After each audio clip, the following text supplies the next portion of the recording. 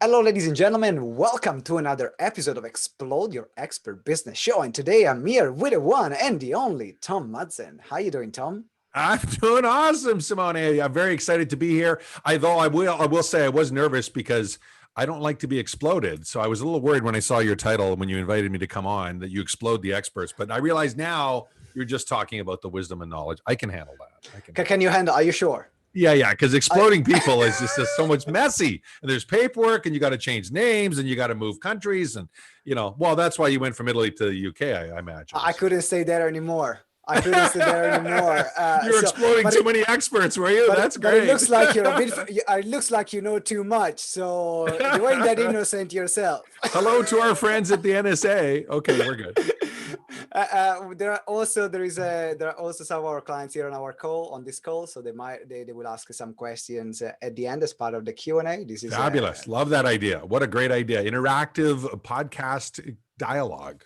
That's what we're trying to do, and we like bringing communities together and getting people to know the incredible experts like yourself that we have on our show. That's how we met. Same idea. Alex was doing something, and we met exactly the same way. So love it.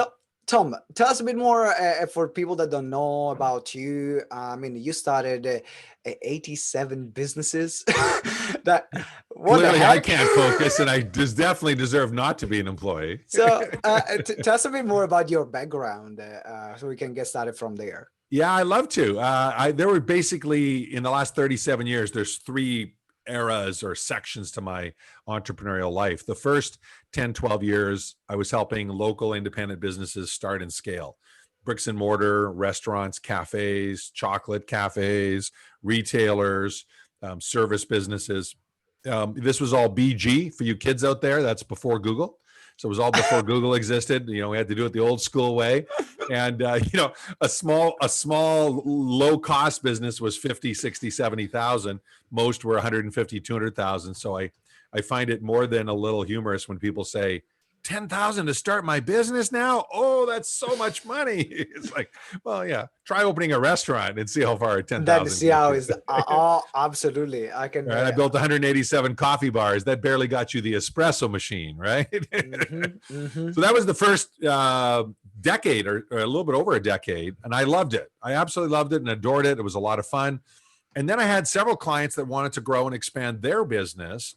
And so we started to get into franchising and licensing and high-end business in a box and different ways to scale. And what I realized was most of my time I was talking people out of that. I think most franchises, frankly, are a ripoff. They shouldn't be franchising. They have nothing unique about what they're doing. But every so often we'd have something that was truly unique, and I'd work with them and we'd scale it and take it across the globe. And that was a lot of fun, a lot of growth. And during that time, I managed to meet Michael Gerber and become an E-Myth mastery coach and help structure systems and growth and scale at scale. And so that was a lot of fun and very challenging and very rewarding. And then the last 10 years, I've sort of narrowed my focus to what I call helping authority entrepreneurs create global movements, 7, 8-figure businesses around their calling, their mission, and legacy. I still like helping entrepreneurs make money, but I find that it's more inspiring for me if that money has a purpose behind it. Mm-hmm. So whether it's our Do Good and Make Money summits or our structured high ticket programs, we find authority entrepreneurs and help them structure everything and scale it. Kind of similar to a lot of the work you do. It's incredibly fulfilling. I agree with you because you can see the ripple effect that your work is doing. You can see the impact that you are making in their life and their businesses, and they are making impact in other people's life and other people's businesses. And that's how, in our own little way, myself, yourself, we're all making, and the other people we work with, they're making an impact and making this world a better place to live in. Yeah, and the only thing I would challenge that is it's not our own little way, because to those people and to their clients, it's everything. It may be little in the grand scheme of the global economy, but in terms of their world and their clients, that's everything. Yeah. Right? It's an absolute game changer. 2 out of 3 small businesses fail in the first 6 years. Today, with all the knowledge and all the wisdom and all the free training like we're doing now, I'm going to give a business strategy that I literally would have paid $100,000 to learn, that has made me tens of millions for me and my clients. I'm going to share it for free on this call today. And all that sort of information is out there, and still 2 out of 3 businesses fail in the first 6 years. Like, that's a lot of drama, a lot of chaos. Let's start with this. Like, what do you think then is the reason? Like, you have all you mentioned, all the knowledge is out there. All the information is out there. You can Google everything. You can find everything on YouTube. You can find everything on podcasts. So why so many businesses fail? I think there are 3 main reasons. There's a whole bunch of particular reasons for any given business, right? Any given business, it could be a combination of reasons. But I think there's 3 big ones. At least that's what we looked at. We have a for-profit enterprise, and then we have a nonprofit enterprise. And that nonprofit, it's called the Entrepreneur Empowerment Institute. And we study this. And our mission is to reverse the failure rate of small business across the globe. So talk about a high challenge. We want 2 out of 3 to succeed instead of 2 out of 3 to fail. So we put literally millions of dollars researching that very question. And you know what? No one's ever asked me that question in a podcast. I love that. Hang on a sec. That's brilliant. Okay. So let me tell you what I'm thinking. The first is most people, when they're building their business, take what works as an employee and apply it as an entrepreneur. Specifically this: as an employee, you are meant to be the most important person. You're meant to be essential to that company, so you get promoted, so they don't fire you, and so on. As an entrepreneur, if you're the most essential person in your business, well, you don't have a business, you have a job with economic risk. You have the worst of both worlds. And as Michael Gerber used to tell me, the worst part is you're working for an idiot, and the idiot is you, because you've created a business that's totally dependent on you. So that's the first mistake I find people make, is they transfer, and it's totally understandable, right? You're an excellent employee. You're really good at what you do. You want to go out on your own. And so you are the center of your business. Like, that's a normal thing. And in fact, for me, the difference between a small business owner and an entrepreneur is that wisdom, is that awakening to where, hey, wait a second, being the center of my business kind of sucks. I can't scale it. I can't reach more people. I can't take a month off without all my income disappearing. And so that's the first shift. Does that make sense? Makes total sense. Absolutely. I can definitely see a lot of it that the people that we work with, or even like talking about myself when I started, which actually we have something in common, because the EMIT, the Dream Room, was the first business course that I took. Oh, fantastic. And I was 22 at the time, and I still asked my mom. So just last year then? Good. Basically, yeah, last year. And I remember that I asked my mom for 800 pounds, about like $1,000, because they were doing a beta class in the UK, and it was the first time it was branched out in the UK with some UK facilitators, and it was online. So I remember that when in that moment, I'm really grateful that my first business training told me not to be a technician. Yep. Which I ended up being a technician anyway, no matter what. Yeah, but if you're aware, at least if you're aware of it, like, you're not going to change that overnight, but awareness is the start, right? Awareness is the start. And that leads to the second one. And that is, if you're spending more time working on your business than in your business, you will figure out whatever it takes to make your business thrive. True. What a lot of us get stuck is busy doing it. We're in our business. We're going. And no wonder we don't see it coming. Whatever it is, a train, COVID, Brexit, whatever the latest it is, we don't see it coming because we're busy in the business, doing it, as Michael used to say. And my experience is, if you force yourself to work on your business, you either start or join great masterminds. Right. That's how we met. We met in a one-day mastermind from a mutual friend, Alex. And when you're working on your business, you seek those out. When you work in your business, you don't have time for that. Right? Because you're busy. It's not like, you've got extra hours in the day over me. We all have the same hours. It's how we apply them. And so that's, I think, the second reason. And then the third reason is we confuse strategy and tactics. And I'll give you my favorite example. It relates to marketing, because most businesses think more clients solves the problem, right? You do this all the time. More clients solves the problem. Well, I've been fortunate. I learned very early on in my career how to get more clients rapidly, anywhere, anytime, with anyone, if you were selling on value, not price. Yep. And what I can tell you is that more clients fast usually creates a lot more problems than it solves. True, so true. Yeah. And I remember hearing that early in my business career, like, oh, that's the worst problem you can have, more clients than you can handle. You know what? I would, in my naive I would have world, paid though. Like at the beginning, you're like, but I wish I had that problem. My problem right now is that I don't have enough. But then you arrive to a point where it breaks. The system well, and that's why distinguishing strategy from tactics is so important. So I'll give you an example. Right now, my chief operations officer, who lives in Australia, his favorite phrase that he brings up just about every strategic planning meeting we have, and we meet once a week to work on our business, is who, not how, Tom. Who, not how. So we have a challenge, something comes up, we want to solve it, or an opportunity, we want to pursue it. Instead of how do we do that, or how do we fund that, or how do we pull it off, David now asks who, not how. Who, not how.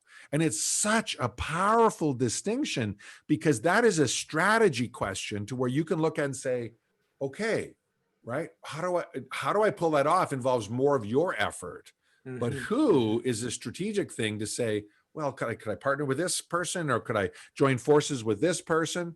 We just signed an agreement on Sunday. So as we record this just a couple of days ago, for a major international virtual summit on doing joint ventures and strategic alliances. And it's something I taught myself for 5 years. I'm actually one of the best I know at it. I didn't need a partner on it, but we were wanting to make the shift from small, 50, 100 person events to more than 1,000 in a live virtual event. Well, I haven't done that in that scenario. And this is a very different event. No speakers, no talks. It's all joint venture and deal making the whole event long. So I want 1,000 people, and I don't want like 400. I want 1,000 minimum in the room. And so we started asking that, who, not how, who, not how. And literally in the last 7 days, we now have 5 major strategic alliances that we've done that will each of them generate 1,000 potential. Each of them. All of them combined together build enough redundancy that we'll be able to smash that through the target. And I'm so excited. But that would not have come if we weren't asking the strategy question. We were stuck on the tactics, right? How do we convert? How do we invite more people? Stuff like that. Does that make sense? It makes total sense, and is such a great question to ask. I actually never thought about this in this way, so I'm taking notes. Well, and it happens all the time in marketing. Like people, I don't use the term sales or marketing because I find entrepreneurs get confused about what those are. Instead, I use the term lead generation and lead conversion. Yeah. Because from a strategy point of view, it's either a lead generation activity or it's a lead conversion activity. True. Or it's neither, in which case it's not strategic. So that's fine as long as you recognize, okay, that billboard on the side of the road probably is a nice ego thing because I drive by it every day, but it's not going to get me any clients. In the next 5 minutes, I would love to ask you now. So we're mentioning in terms of like getting people to raise their hand, I think is a beautiful segue now to what we're going to talk about. Lead generation, lead conversion. So that's the theme. And so what strategies do you find that has been really successful for you and your clients to generate more leads? Because our clients ask us this question consistently, and it's important to have different strategies, different ways to attract leads. So what is the one that you found? The good news is this is the best strategy you will ever use. It's better than all your other strategies combined. And I can prove it. Sounds like a bold claim. That sounds like something I would love to hear. So I call it strategic risk reversal. My mentor, Jay Abraham, taught me to call it that. I had been using it for several years before I started spending big money with Jay. And then Jay took me to a whole nother level. It's a guarantee done right. It's a guarantee done right. And so we call it strategic risk reversal because that's what it is. You're taking the risk off of your prospect's shoulders and you're putting it on your shoulders. When you do that right, you get literally 9 times as many people raising their hands to say, hey, tell me more about that. What are you doing, Simone? I'd like to learn more. But you don't know. You don't do 9 times as much sales because if you guarantee results, guess what you do? You screen your clients better, your prospects, you screen them. You don't need any training. You don't need any course on it. If you're going to guarantee because someone now results, the pressure is on you as well to totally. get the right client on board so you can deliver, because you know that the payment is linked to the results that you provide. Is that, am I Exactly. right saying that? Yep, perfect. And now there are 6 steps to do that. And I think we got time. We can go through all 6 steps. You're not going to master this listening. If you're listening in for the first time, if this is a brand new idea, I challenge you to learn more about the concept. We've got a lot of free training. A lot of other people teach this concept, but we've learned to master it because it's really a game changer for entrepreneurs. The first step is identify the biggest risks your prospects face when working with you. Mm-hmm. Now, for most, it's time and money, but there's also other risks, right? Are you going to get divorced, right? For some of us, if we sign a big deal with someone and we don't bounce it off our significant other, we could get divorced if it ends up crashing, right? If you're in a corporation, right? People used to say IBM stood for inferior but marketable. Well, but here's the thing. No one ever got fired for hiring IBM. True. But if you hire Joe down the street and his kid, and it didn't work, you could be fired. So there's a risk of being fired. There's a risk of losing money. There's a risk of being divorced. What are the big risks in working with you? So that's the first step. Identify all the big risks. You with me on that one, Simone? Mm-hmm. Absolutely. Okay. Second, you create the biggest possible guarantee you can create for them. And I'll give you a couple of quick examples. I was building indoor golf training centers. We ended up taking this brand public on the Toronto Stock Exchange. We were teaching golfers how to golf better, right? And talk about an addict, or if you know any golfers, like they're always addicted to getting better. True. Well, we found a way to literally guarantee results and improve their handicap, they call it in golf, dramatically. In fact, it was literally 5 to 10 years of improvement in 3 months. Mm-hmm. When we started to test it, though, what we found was they didn't want their money back if the result wasn't there. They wanted the result. That was the most important thing for them. That was the most important thing. So what we found was, or we will work with you until you get there, was way more powerful than, or we'll give you your money back. Sure. Right? So the biggest, boldest guarantee is not always giving someone their money back. In fact, you'll see in a moment, we recommend not giving their money back in your guarantee structure if you're selling wisdom and knowledge, and we'll tell you why it's better for them and better for you in a moment. So come up with the biggest, boldest possible guarantee. Then number 3, work. Figure out how to deliver. Figure out how to deliver on that guarantee. And I gave you some insight earlier when I talked about our summit. We have how many strategies did I tell you about? 5, right? 5 different strategies, each capable of putting 1,000 people in that event. Mm-hmm. That type of redundancy is a big part of how you guarantee results for clients. If you're selling wisdom and knowledge, you need to give them skills, accountability, and mentorship, not just knowledge. No, absolutely. I've had the pleasure of sharing the stage with a lot of the big icons in our space, like you have too, Simone. Tony Robbins told me 3% of the people that buy his courses finish them. 3%. Think about that. We're selling a product that 97% don't even finish. I'm not talking about getting results. I'm talking about just finishing them. Mm-hmm. Any other industry, they'd lock us up, right? Can you imagine going to a pub in London and 97% of the time you order a meal, they don't bring it to you? This is such a topic which has been core for me in the development of GTeX. We created all our courses in a way that people can actually do things in the room with us. In fact, like before going online, we were predominantly an event physical training company. And our promise was, you're not going to do anything anyway by watching a bunch of videos.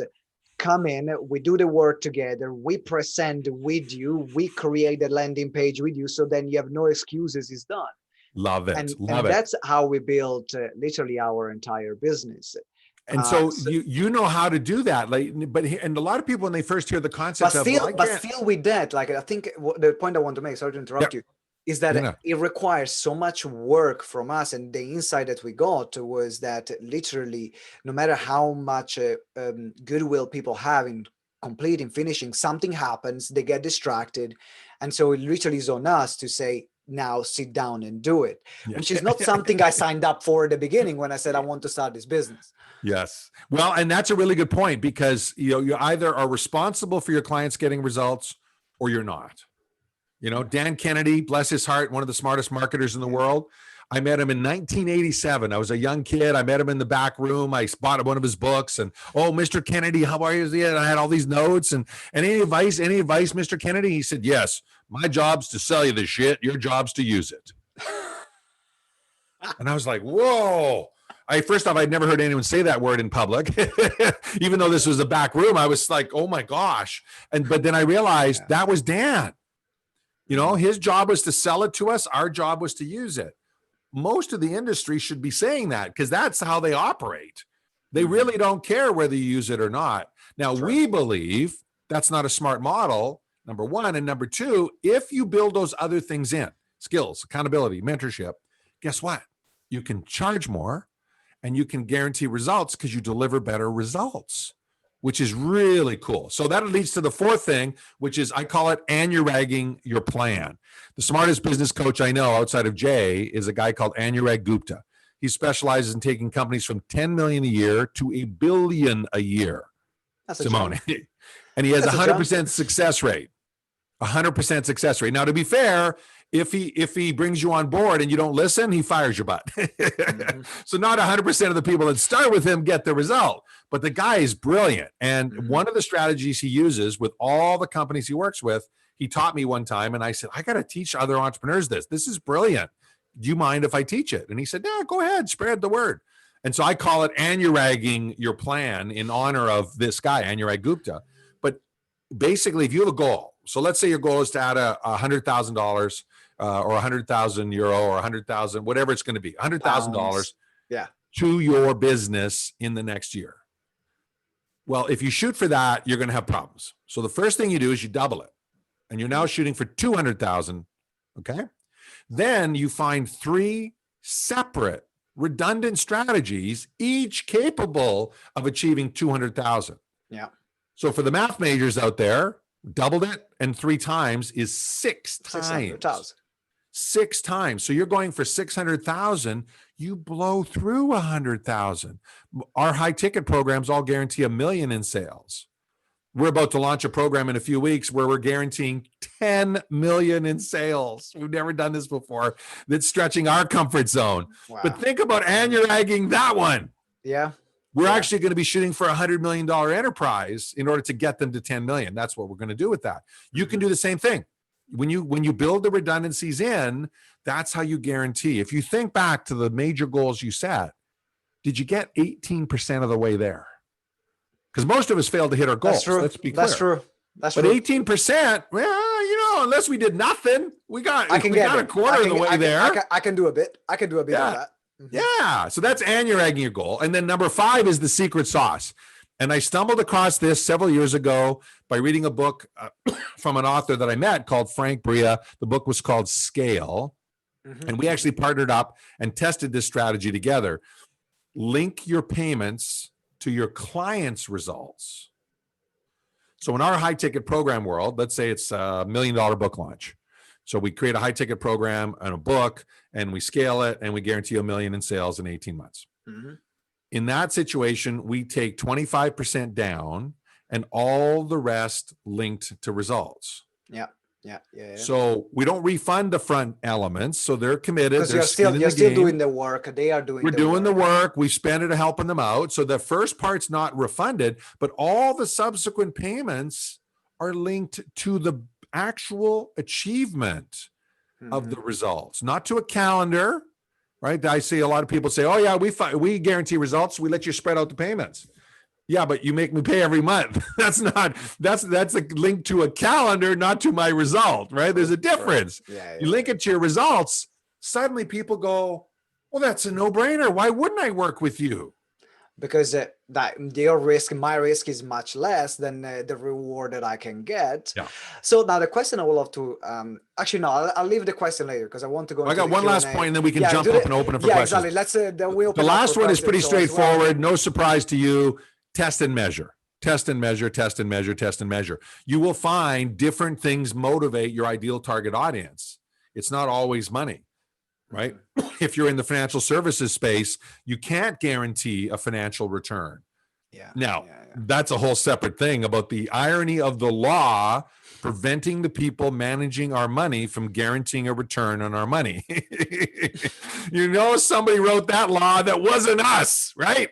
Like who would say that's legal? You can't guarantee a return, but you're managing my money. Oh, I can't guarantee. That's against the law, sir. Well, like, hey, wait a second. Well, the reality is you can guarantee a return. It's just a lot of work. In the financial services world. So the vast majority don't. So what can they guarantee? Well, they can guarantee peace of mind. They can guarantee a joyful experience. They can guarantee less stress in your life. There's a number of other ways to look at the non-monetary. You don't have to learn everything yourself, and then I can take care of that for you while you are doing something else.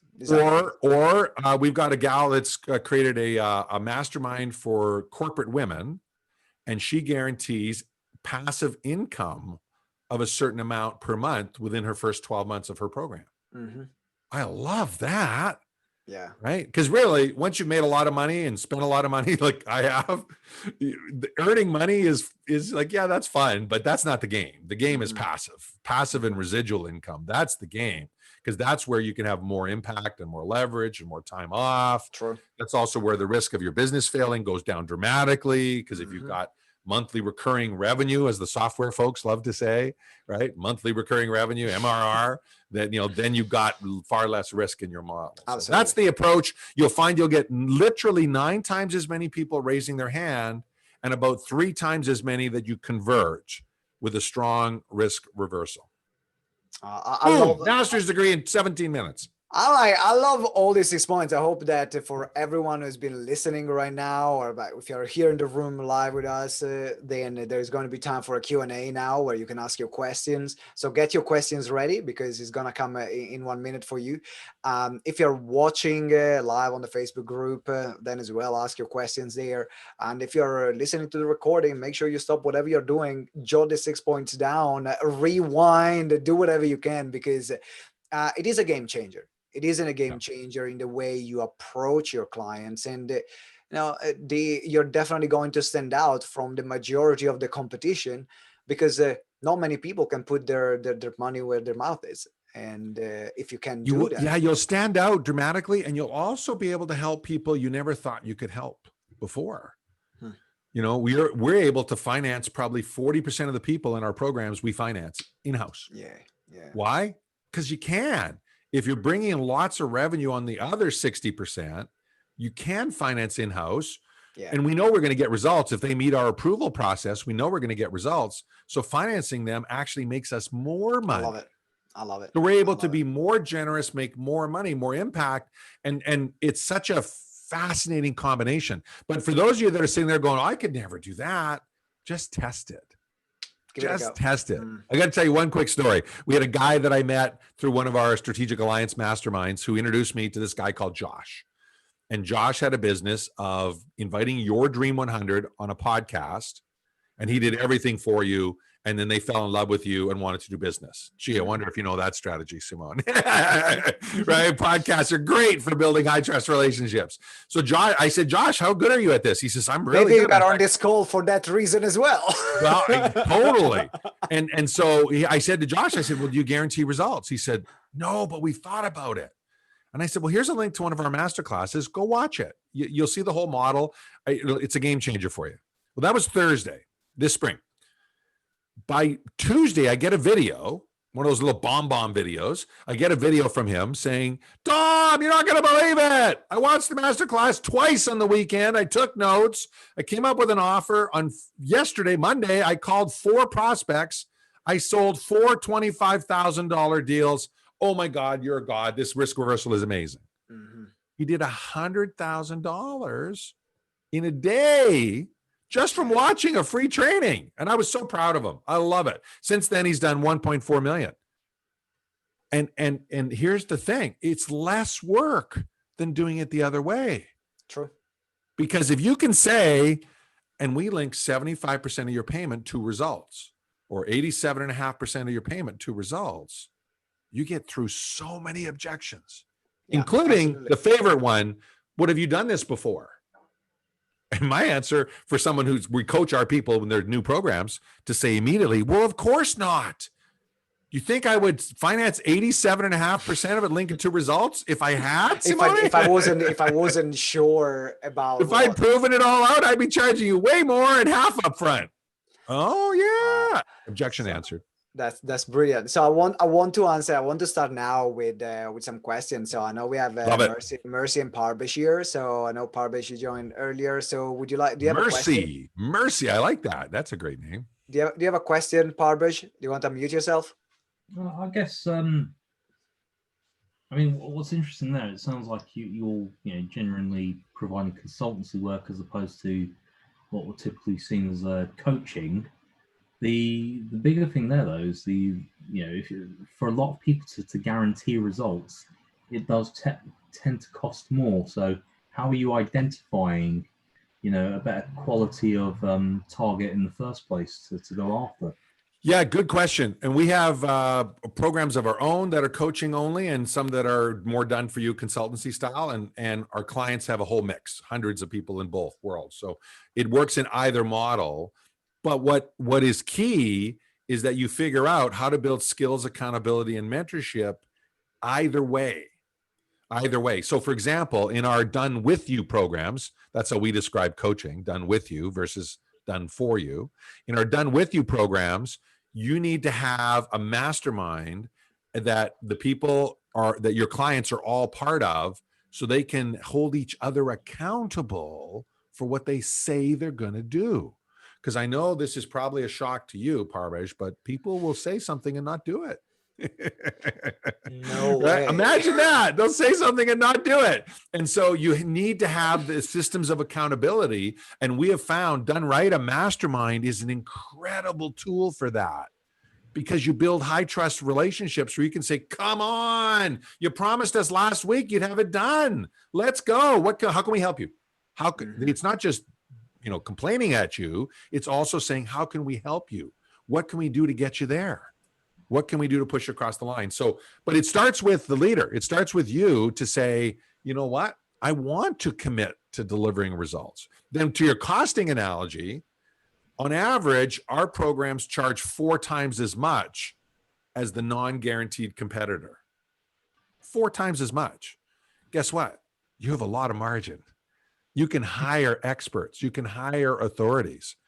That podcasting guy I was telling you about, Simone, he literally, in that program, because we now have partnered with him, and we have $1 million, we call it $1 Million Authority Accelerator program. And we guarantee $1 million in sales in 12 months. We do our high ticket work. He does his podcast work, and we merge it all.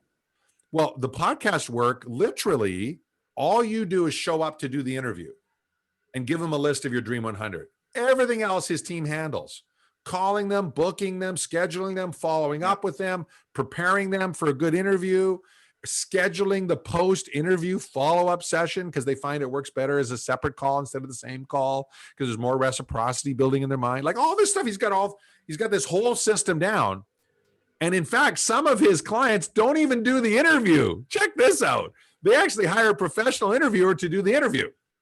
And it still builds authority for that authority. For that brand. Yeah. Yeah. So you can build in additional costs, Parvesh, when you look at, how do I guarantee results for my client? That's the key. Like, how do I guarantee results? Once you ask that question, you can figure out a way to build it in. And the margins are so much better that you can pretty much work with best in class, not the cheapest you can find. There's a big difference in the quality. Did he answer your question, Parvesh? Yeah, I mean, probably about 90% of the way there. Okay, what's missing in the other part? I guess the only other part there, so is it merely through qualification questions that you're identifying? Oh, thank you. Yes. On the screening side, we use high ticket programs. You don't pitch and pursue. You screen and qualify. If you've ever seen the book Spin Selling by Rackham, there's detailed research on this. Mm-hmm. You want to screen and qualify. When you guarantee, you must screen and qualify. Yeah. So we do that through the application process for what we call a strategy session. We ask a series of questions, and if they don't meet our minimum qualifications, we then send them an email saying, hey, you need more details here. And if they don't meet that, we say, you know what, it's not a good fit right now. Here's some free training. And we don't even do the call. When we're on the call, the first half of the call is entirely designed to figure out, can we crush it for them? Can we absolutely positively crush it? If we're not sure, we don't even get into the offer. We don't even talk about it. We basically say, based on what we're saying, I'm not sure we can crush it for you. So I think we should wrap the call today at this point. I wish you the best, and I'll send you some free training follow-up, and bye-bye. And you kick them off the call nicely, but you kick them off the call. Because once you're clear on who you want to play with, then you screen for that, and you stick with that. And when you don't, I can personally tell you, you will regret it. Occasionally, like we play with dolphins instead of sharks. Pardon me? It looks like you had some experience on that. Oh my gosh. I got scars. Let me tell you guys, there's a reason why it's 87 businesses. In our model, we want to work with dolphins, not sharks. But there are what I call enlightened sharks. They look like a dolphin, they talk like a dolphin, they act like a dolphin, but underneath they're really a shark. They make lousy partners. They make lousy clients, sharks, because it's all about them. It's not about win-win. It's not about team. It's not about impact. It's about them. And they, by the way, they also are terrible in your mastermind because they come in and suck the life out of the mastermind. Oh, yep. Yeah, I know what you're talking. I know what you're talking about. You met them, right? You met them. You know what I'm talking about. I met a few of them. I want to move now. We talk about a screening question. I'm aware of the time, so I want to move to Mercy as well. Mercy, do you have any question for Tom? Yeah, actually, I did have a question. He talked about strategy number 4, where you talked about that guide and in order to set your goals. And so you said there's 3. I don't know if it was redundant strategies, 3 redundant strategies. I'm having a tough time hearing Mercy. Mercy, would you mind typing your question, just because your voice is very cackling in and out. We can only hear about 1 in 10 syllables, Mercy. We want to make sure we get this right for you. So if you can type the question, then I will ask Tom. So while Mercy is typing the question, Tom, if someone wants to work with you, be listening to this show, been either watching live or here listening to the recording on the podcast, what's the best way to reach out to you? Well, that's the cool part. When COVID hit, we decided the best way we can serve our world is by taking our most profit-producing program and giving it away as scholarships. So we will give a link to you for the show notes. So Simone will have the link where we will give a $10,000 program away that will teach you how to create, blueprint, validate, and sell a high ticket program that guarantees results for your clients. It might be your first one. It might be your second one. It might be your next one. We sell that program for $10,000. This is a full scholarship. So far this year, we've given out $3.5 million worth of scholarships. And we're not stopping. We love it. It's awesome. It's the best way. And now, by the way, that all happens within 4 months. And it's got group coaching and accountability and success partners and templates. And it's a full-on program. And the reason we're doing it is we find 2 things. Number 1, it helps people that are stuck get out of being stuck. Number 2, it creates a whole bunch of raving fans. And we knew this was going to be a good part of our strategy. We didn't know how good until we started doing it. We get referrals like crazy. We get people upgrading to other programs. We get people doing all kinds of stuff with us that monetize giving away the scholarship that we had not anticipated. I mean, we knew it would be good for business to give away scholarships, but we had no idea it'd be this good, which is why we doubled down when COVID hit. We're like, you know what? We got to give away. In fact, I ran a giveaway this summer. We got a bunch of other authorities together and we gave away 124 million in scholarships in 30 days. Wow. Across the globe. So for those of you that have high ticket programs, you should consider testing this as well. It can be a great way to make your business work. Now, keep in mind, you need like tiers or you need other things, because if you give away your core, then there's no revenue. Then there is nothing more. Then it's called a hobby. It's called a hobby, not a business, right? That's not what we're talking about. But so I'll get you a link to that, or you can just connect with me on LinkedIn. If you search my last name, Matzen, Matzen for any Yanks listening in.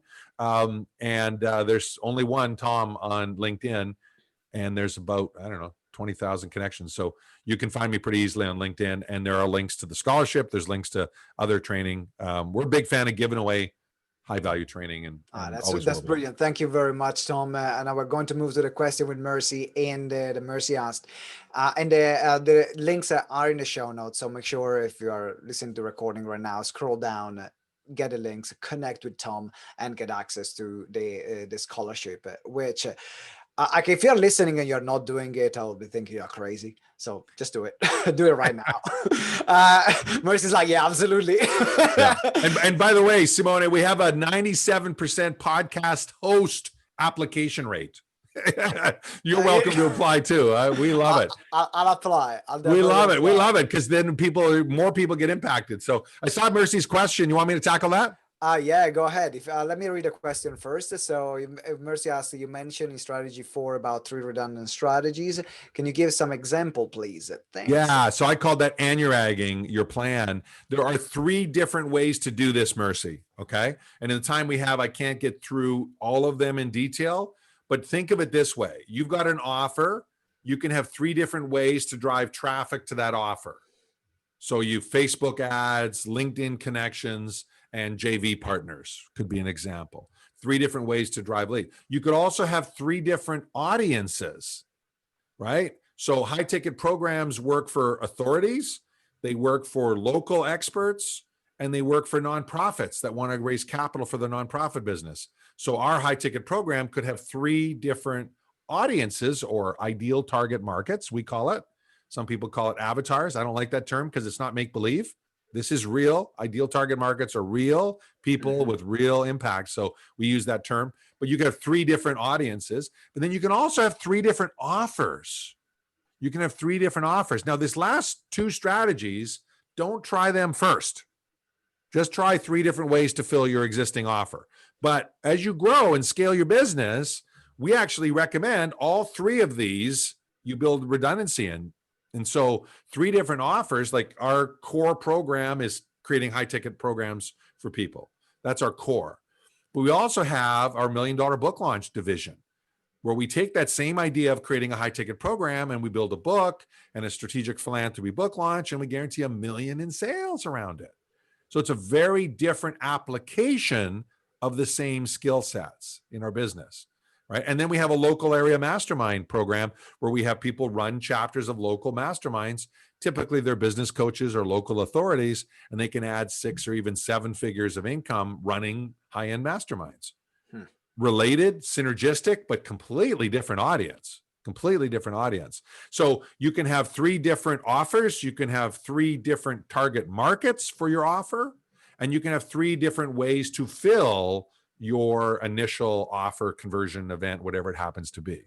Does that help, Mercy? Am I getting through? Does that? Yeah. Okay. I'm getting a nod. Excellent. Thank you. That's brilliant. So I'm aware of the time. It's time to wrap up the show. Tom, thank you very much for being on the show. Thank you for sharing your wisdom. Definitely, I see people that I can just imagine people just listening right now and taking notes like crazy. So there was one thing you can do. Make sure you reach out to Tom and let him know the impact that this interview has made in your life. What are you going to do as a result of this? Because I'm sure that he would love to know where his information, his impact that is making is landing. So make sure that you let Tom know.